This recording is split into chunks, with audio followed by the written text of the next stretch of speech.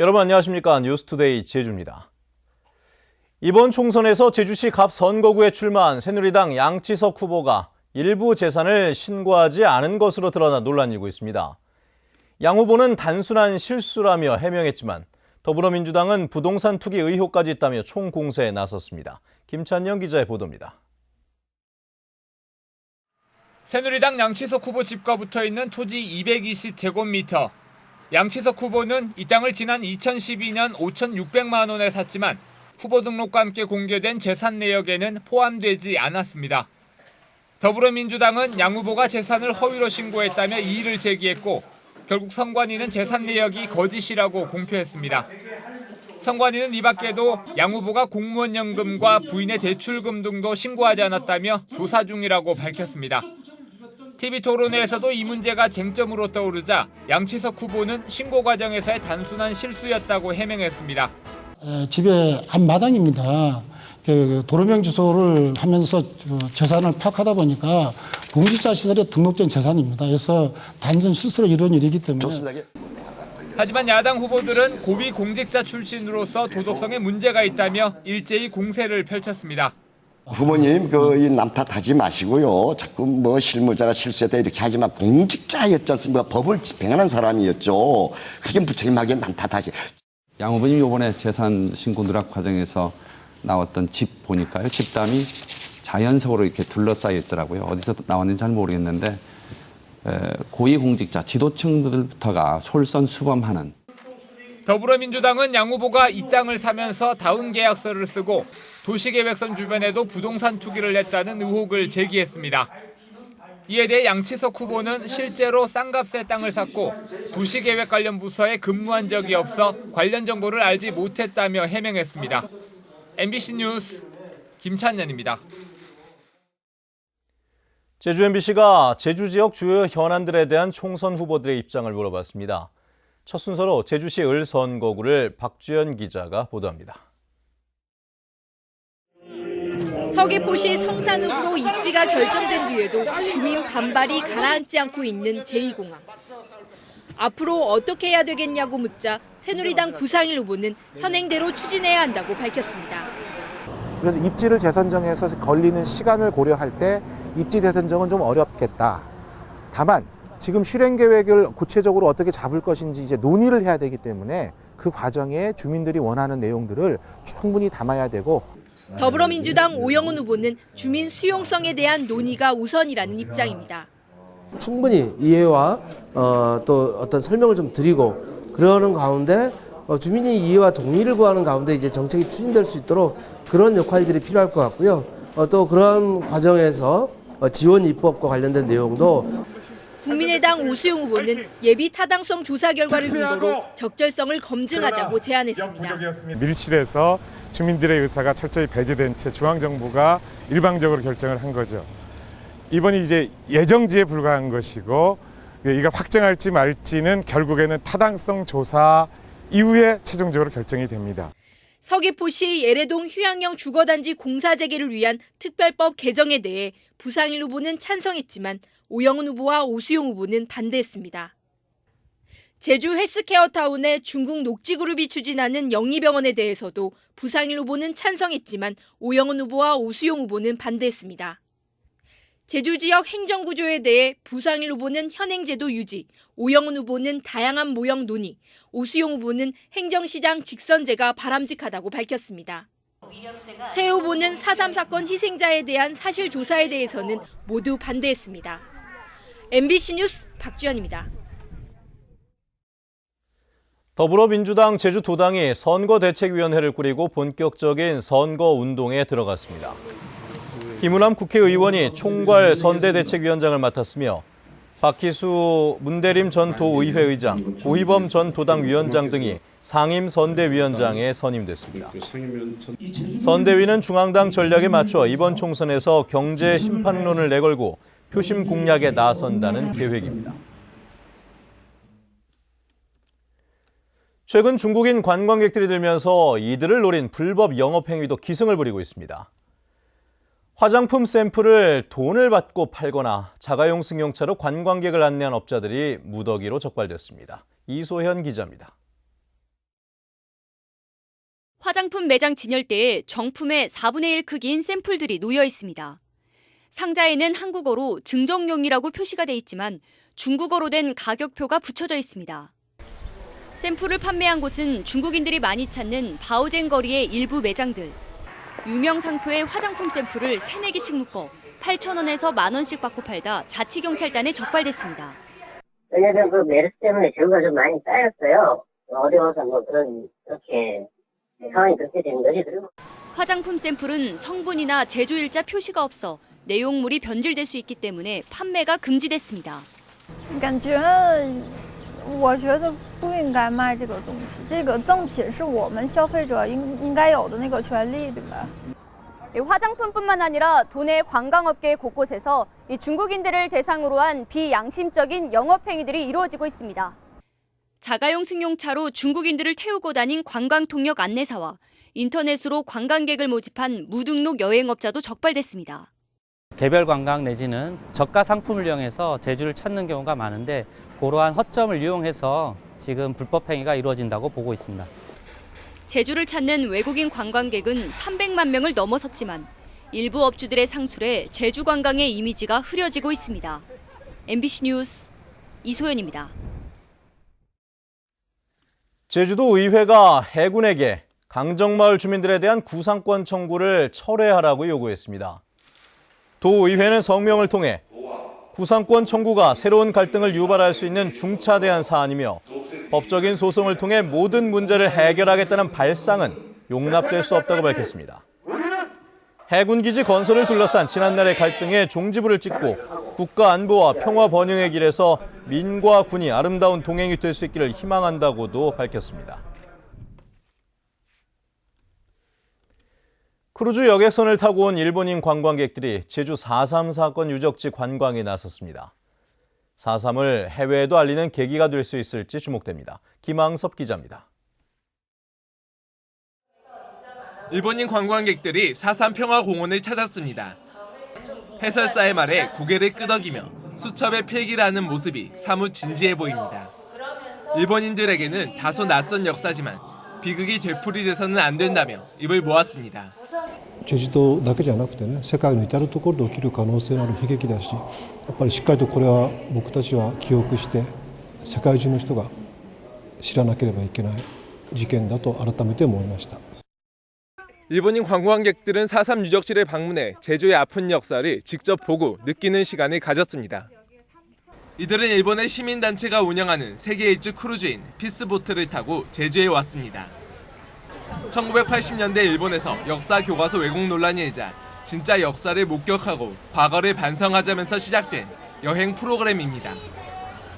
日本政府が犯した犯罪も日本市民がちゃんと向き合うようにさせないといけないということを行う上での参考になると思っています。 동북아시아의 역사 문제를 놓고 국가 간의 갈등이 고조되고 있는 가운데 민간 차원의 관광 교류가 상호 간의 이해를 높일 수 있을지 주목됩니다. MBC 뉴스 김항섭입니다. 모뉴엘 사옥이 제주국제자유도시개발센터에 낙찰됐습니다. 제주지방법원은 모뉴엘 건물과 토지에 대한 4차 경매에서 172억여 원을 써낸 JDC가 낙찰자로 선정됐다고 밝혔습니다. 모뉴엘 사옥은 22,000제곱미터 부지에 지하 1층, 지상 5층 규모로 JDC는 업체의 입주 공간 등으로 활용할 방침입니다.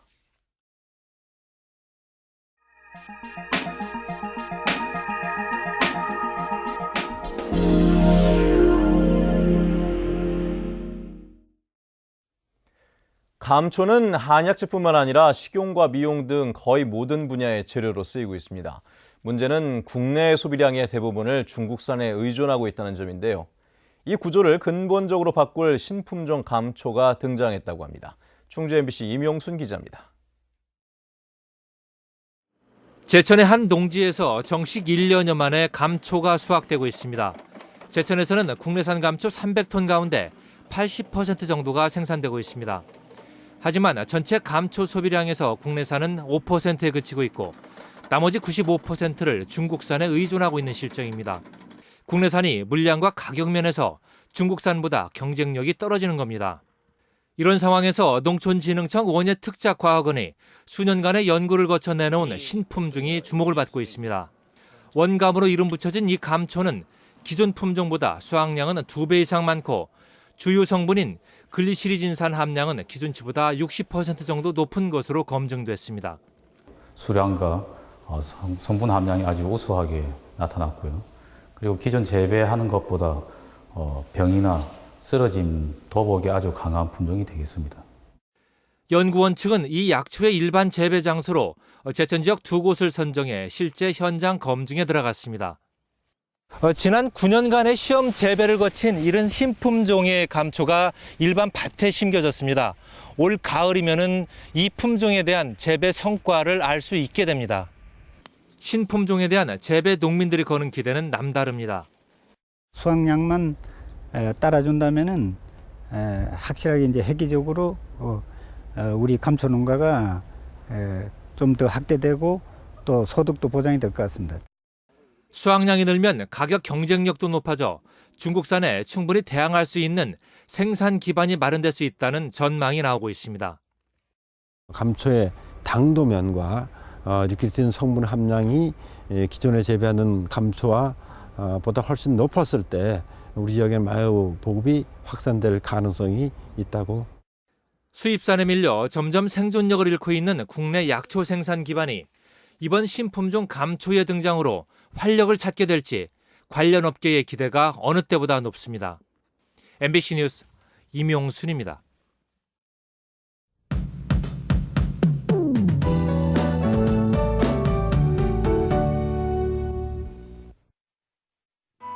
네, 한시기자 식목일인 오늘도 완연한 봄 날씨가 이어지겠습니다. 하늘에 구름의 양은 많지만 이 구름 사이로 내리쬐는 햇살은 따뜻하겠는데요. 공기도 상쾌해서 가벼운 산책하거나 야외 활동하기 무난하겠습니다.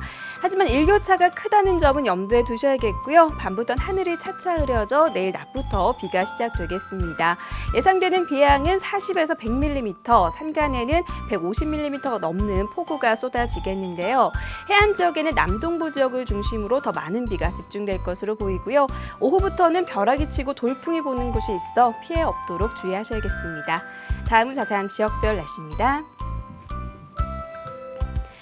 네, 출근길 북부 지역의 기온 11도 내외로 출발하고 있고요. 낮 기온은 어제와 비슷하겠습니다. 현재 한림의 기온 11도, 고산과 대정 12도, 낮 기온은 16도에서 17도가 예상됩니다. 남부 지역은 낮 기온이 18도까지 오르면서 예년만큼 따뜻하겠고요. 동부 지역은 평년과 비슷하거나 약간 낮은 기온을 보이겠습니다. 네, 오늘 아침까지 산간에는 방문화 안개가 깔리면서 장거리 운전자들은 교통안전에 유의하셔야겠고요. 섬지역 대체로 흐린 가운데 기온은 16도 안팎까지 오르겠습니다. 물결은 모든 바다에서 잔잔하게 일겠습니다. 네, 현재 김해공항에는 안개가 낀 모습이고요. 중부 지역 공항은 맑은 하늘 드러내고 있습니다. 네, 내일 시작된 비는 모레 낮까지 이어진 뒤 차츰 그치겠고요. 이후로는 구름만 지나면서 바깥 활동하기 무난하겠습니다. 날씨였습니다. 광주고등법원 제1형사부는 허위 공문서 작성과 행사 혐의로 재판에 넘겨진 전 제주도청 과장인 61살 고모 씨에 대한 항소심에서 1심대로 벌금 200만 원을 선고했습니다. 고 씨는 지난 2013년 9차례에 걸쳐 도급 형태로 재선충병 소나무 제거 작업을 한 뒤 제주도가 직접 인부를 고용해 인건비를 집행한 것처럼 예산 집행 품위서를 조작한 혐의로 기소됐었습니다. 제20대 국회의원 선거 제주 지역 투표소가 모두 확정됐습니다. 제주도 선거관리위원회는 4.13 총선 투표소 228곳을 확정하고 가정으로 투표 안내문과 선거 공보를 발송했다고 밝혔습니다. 이번에 확정된 투표소는 관할구역 변경과 시설 불편 등으로 18군데가 바뀌었으며 나머지는 지난 지방선거 투표소와 같습니다. 투표소 확인은 중앙선관위 누리집과 스마트폰 선거정보 앱을 통해서도 확인할 수 있습니다. 제주 지역 농업인 단체들이 1차 산업 발전을 위한 제20대 총선 공약을 제안했습니다. 한국농업경영인 제주도연합회 등 도내 23개 농업인 단체로 구성된 제주도 농업인 단체 협의회는 보도 자료를 내고 경제 논리 위주 정책으로 경시되는 농업 보호를 위해 15가지 총선 공약을 제안했습니다. 분야별 정책에는 농업 소득 직불제 강화와 제주 농산물의 시장 접근 지원, 그리고 농업 보호와 육성을 위한 특별 법안 구축 등이 포함됐습니다. 제주 감귤이 5년 연속 국가브랜드 대상을 수상했습니다. 제주도에 따르면 국가브랜드 선정위원회가 전국에서 소비자 2만여 명을 대상으로 표본 조사를 한 결과 제주 감귤의 종합점수는 83점을 넘어 지난 2012년부터 5년 연속 선정됐습니다. 한편 제주관광공사의 세계지질공원 관광사업인 지오 브랜드도 통합 관광 브랜드 부분에서 1위에 올랐습니다.